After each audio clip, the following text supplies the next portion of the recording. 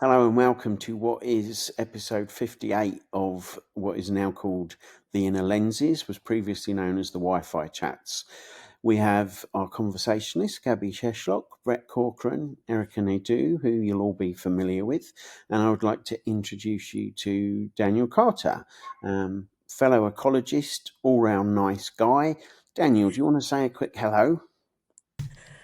Yeah, thanks for having me for this last minute guest appearance. I'm grateful. And it is a last minute, it's the best way to tell if somebody is a member of a cult is that they can just drop everything on a Saturday and come and record. So, Daniel, welcome to the official cult. Um, I would just like to do a shout out to Port Sonocan Hotel, which is where I am sat in their guest lounge, which is very well appointed. And they're letting me use their internet because I have none at home. And home is now the Scottish Highlands. So expect a conversation on the technological difficulties that come of living in the Highlands. However, Erika, this recording is for a special day. Would you like to tell us what it is and why we're having this conversation? Surely.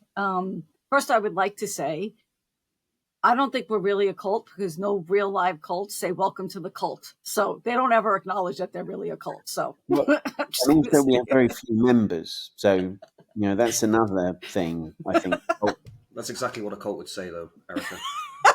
welcome to the cult. But we're not a cult. we're not a But we're not cult. a cult. See, so are we a cult or are we not? We'll let our listener decide. Yeah, our listener, our soul listener out there who is still waiting to hear back from. Okay, so today is August 5th when this episode is dropping. So like we've done in the past, I thought it would be fun to check the National Day of list and see what crazy national days there are today. And in my exploration, today is National Work Like a Dog Day. Really? I read that and I'm like, so we're actually glorifying and wanting people to work their asses off and have no other fun in their life, but to work. So when I looked it up, it says National Work Like a Dog Day on August 5th urges us to charge forth and meet every challenge we face, which I dig. I get it. I like that, facing your challenges. But as you go down, it says, and it compares the two phrases. It's a dog's life and work like a dog. So you have those two different canine references. One seeing it's a dog's life, which seems really lazy and like chill because dogs just like to hang out and do their thing, right? But then you have work like a dog. So that suggests the opposite. It means working to your maximum ability for an extended length of time. So when I read that, I was like, this could be good conversation, especially for us, because we're all very familiar with working really hard, having a task, nose down to the whatever, book, nose in the book, doing whatever you have to do. But then we've had conversations about, I'm burnt out. I'm tired. I don't even know what the fuck I'm doing anymore because I've been working so hard. Do I even want to be doing this? So I'm bringing this to us to have a conversation about and see how all of you feel about that. Mind you, I looked this up when I was actually at work, working like a dog. So here we go. Perhaps we won't send this recording to anyone that works at your firm. And Send it. Send it. the thing that also sprang to mind when you were saying that is, what do they get for all that effort? Normally they get just thrown a bone. There might not even be any juicy, meaty bits on the bone. So we work like a dog for next to no reward, which is that's my comment on what you've said. Who else? Yeah, when I heard that, all the hair in my neck literally stood up. Like, no, right? Because I think this is where society has gone. Your value is actually attached to what you produce or how much you produce, and I see that more and more creeping in now in Europe as well. I think it's much longer in the US. I think there's actually cultural differences. But when I hear people talk and they start saying things like, "Oh yeah, I'm really busy," it's almost like a medal. It's a badge of honor. I'm so busy. I have no time. Oh, I wouldn't have time. I'm so busy. And Saturdays and Sundays, I'm so busy, and then I have to do this, and do that. And it's almost like we're not allowed to take a break, even in our private life. There must be the clubs we're going to and the volunteering we need to do, and that sports club to run to, and that gym every morning at 5 o'clock. We're not even allowed to sleep anymore. Right? We have to get up at 5 o'clock to go to the gym. Uh, and it's all like, if you're not running around like a headless chicken, working like a dog, you're not valued. You have no value. You're a failure. You're lazy. So that's kind of creeping in. So my first reaction was like, what? No. Absolutely. Yeah, I'm go on, Erika. curious to know, like, how, because everything you just said, I literally was running through the check, check, check, check, check, check. Yeah, okay, that's me. That's it. It literally imprinted in my nervous system to operate at that level. And how do you change that? We're not going to change socially and culturally that all at once, right? So the change comes with ourselves. So how do you? We had this conversation yesterday, some of us, about giving yourself permission to say, I'm not doing that, and actually be okay with that permission, right? There's a two-step process. It's giving yourself the permission and then actually being able to let that permission remain without talking yourself off the ledge, that you're doing something wrong because I'm not producing something. It's a tough one because even now, when you look at it, look at 3/4 of the families and the kids. They got school, they got soccer practice, football practice, like two different sports. Each kid's going to two different sports. So you're starting them at a young age and you're instilling it in them for them to finish school and then possibly come out and do it again. But now it's a job, and now it's the career and the family life and the nonstop treadmill, right? Of just going nonstop, go, go, go, go. So where does the presence come in and the awareness, right?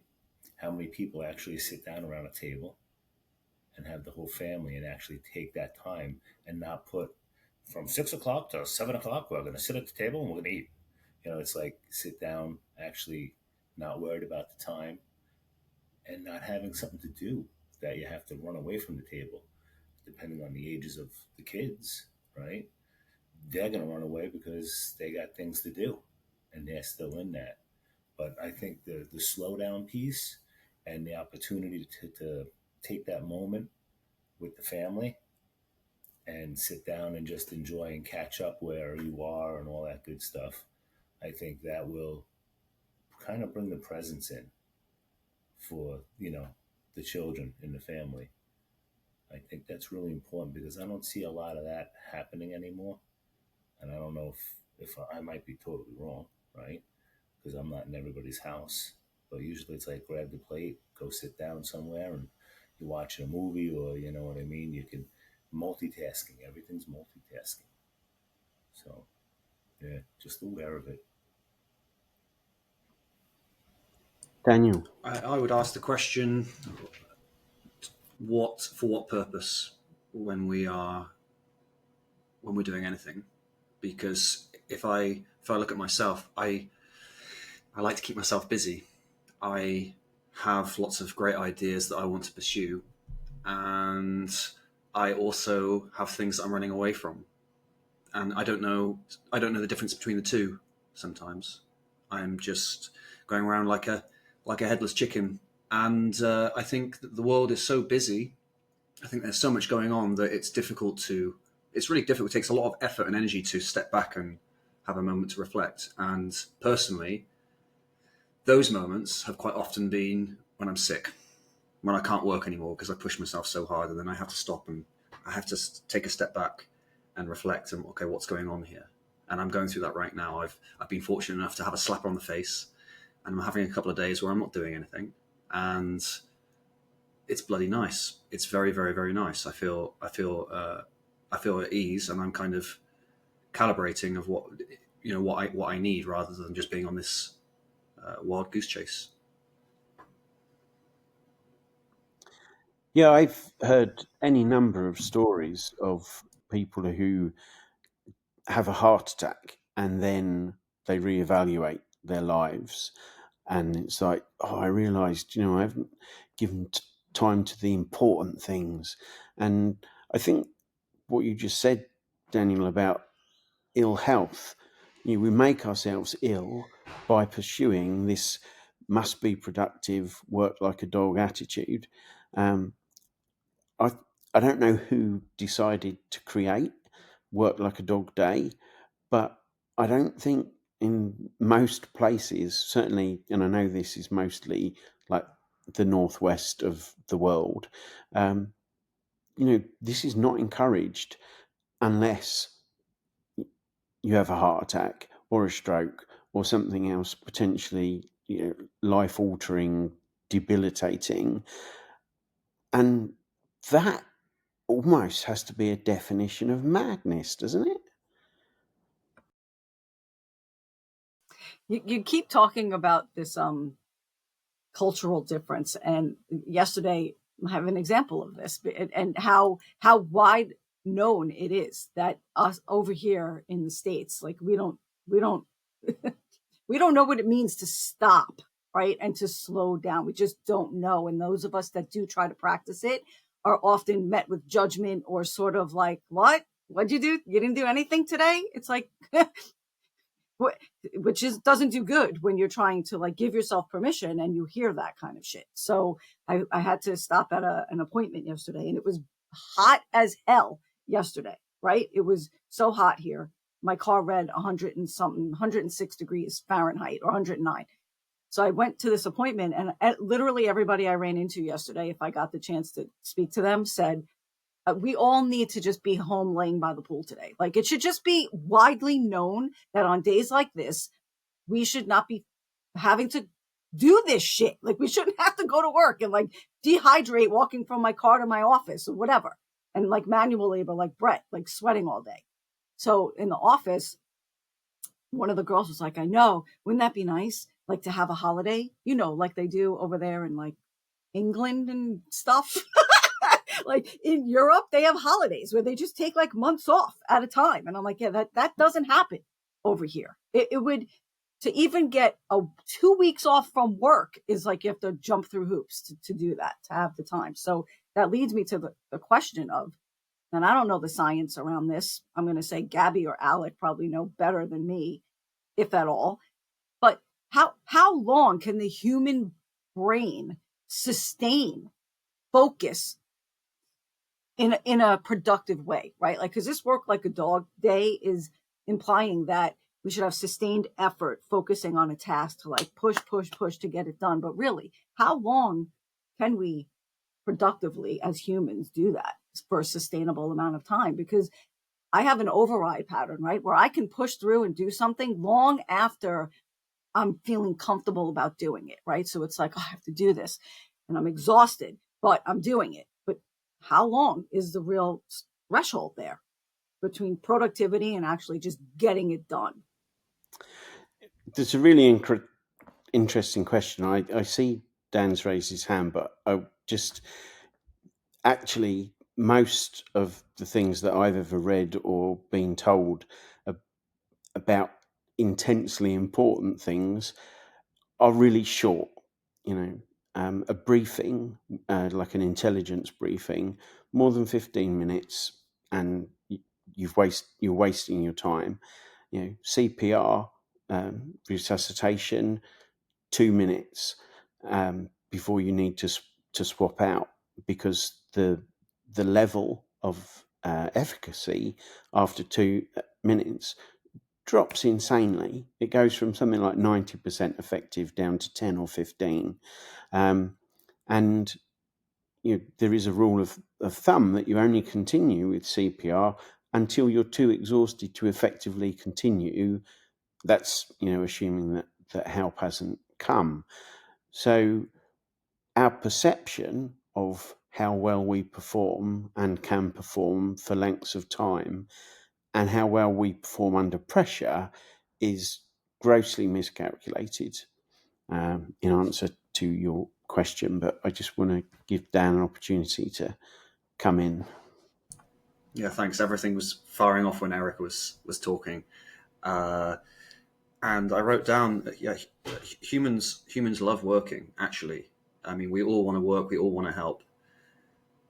So how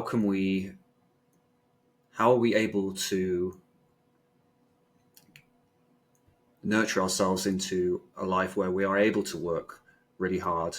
Because when I look at some of these well-known famous CEOs, they say that they're working 10 to 14 hours a day, 5 days a week. And I think that's incredible, because these guys just are able to keep going. They seem to have relatively healthy lives. I mean, these are a bit of the exception.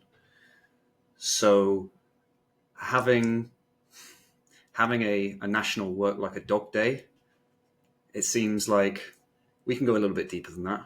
How are we able to work so much? How can we be able to work so much? Because if I do something that I don't want to do, or I'm doing it for the wrong reasons, I burn out really quickly. And I've gone through that cycle enough times. Whereas there have been periods where I've got my vision, I know why I'm doing a job, it's clear what I have to do, I really want to do it. And in those moments, I'm not only working very long hours, but I'm extremely efficient in what I'm doing.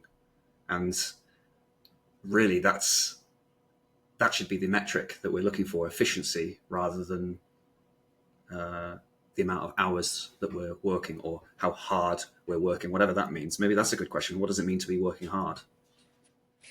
Yeah, I really like that direction, because I think if you do something you love to do, you can actually work quite hard with breaks in between. And I think this is the key, because working like a dog has become, I'm going 24/7, really hard. And it doesn't matter how much quality we produce, it's how long are we spending there, how much time, right? So if I work on something, I take breaks in between, and it makes me far more efficient. I get far more done than if I sit there for 8 hours.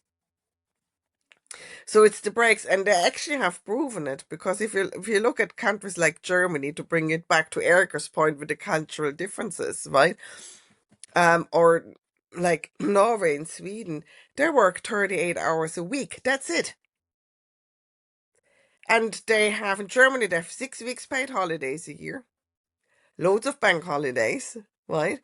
And the companies make the same profits than the American companies. They are as successful as the American companies. And why? Because when the staff arrives, they're awake, they work hard, they're not getting distracted. They know on Friday they leave at 4 o'clock to go to the beer garden and just sit down with their friends and do nothing for the weekend. And it's fine. They get the same amount of work done. So it's not the hours of time you spend in the company where you're expected to stay 60 hours. And on the other hand as well, you have more time. So you have more time for your family. You have time to relax. You can go Sunday to the beach and have a swim. People are also in a good mood, and they're not tired. So the atmosphere is better in the workplaces, right? People are more relaxed. They're in a better mood working for the company, because they don't feel, if my child is sick, I have to back for getting a half a day off. The atmosphere is much better as well, which is also good for the mental health. Yeah, I totally, not that it matters if I agree or not, but I'm on your side. Like I'm rowing in the same direction as you, Gaby, when it comes to that, because I've said it forever. It's like, if I go to work and get all of whatever I have to get done that day done in 2 hours, I should be able to leave. I mean, vote for me for president, because I would make that a policy across the board. It's like, it's not about who can sit in, at their desk, chained to their desk for 7 hours. it's who's getting the work done productively and efficiently, and then be able to do what they want with the rest of their day. Because honestly, sustaining focus for that long, for consistent days at a time, is fucking exhausting. And I find it to be physically painful almost when I can't tap into that resource and focus for long enough to get to be considered productive. Like it just I feel like it's counterproductive, the whole thing. I'm conscious that these sound like summation kind of thoughts, and both of you have certainly made me think we shouldn't have or celebrate Work Like a Dog Day. We should have Work Efficiently, Work Smarter Day, because unlike the kind of pressure that Erika often finds herself under and has commented about before, that parallel that Gaby drew, I was thinking about that, and I'm just thinking, what a way to live.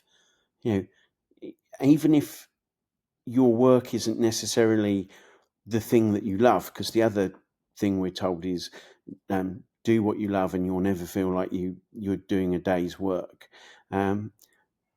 But that solution Gaby mentioned sounds to me like actually you could do pretty much anything, but enjoy it more if you were treated that well. Any other thoughts from Brett, Daniel?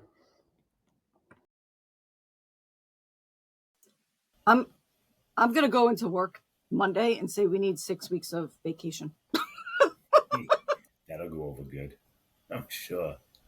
I actually enjoy my job, working, and I tend to work hard, and it feels good for me, right? And then the people that I have around me, if they're working at that same level, even when you take a break, it's nice because you have a good conversation, and when you're getting a lot of work done, if you spend another 5 or 10 minutes on the break, nobody's going to say boo because you're just blowing out work and having fun with it. The idea is to enjoy what you're doing, even though it might not be a great job. It could be a real shitty situation.